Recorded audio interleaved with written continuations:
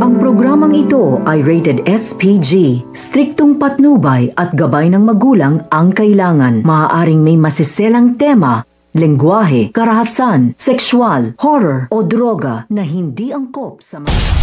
Welcome back mga ka-episode plus at narito mga dapat nating abangan dito nga lang sabot kamay na pangarap kung saan itong si Harry ay binigyan nga ng regalo itong si Annalyn sa araw nga ng Kapaskuhan.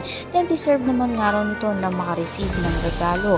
Sa kabilang banda naman nga ay magkakausap at magkakalapit na nga muli itong si Lynette at itong si Doc Tanyag. At ang hiling nga niya ay sana nga raw ay magising pa nga raw ang kanyang ama upang makapagpatawad pa nga siya sa mga nagawa nga niya rito. Samantala, natuklasan naman nga nito ni Justin na naroon nga ang kanyang ina sa children's party. Kaya naman nagalit nga ito at sinabi na nga lang ito ni Giselle na aalis na nga siya. Inabol naman nga nito ni Justin ang kanyang ina. Yan ang pakatutukan nga natin kung lalambot na nga itong ang puso ni Justin para nga kay Giselle at patawarin niya na nga ito. Lahat na yan ang mga natin. Maraming salamat.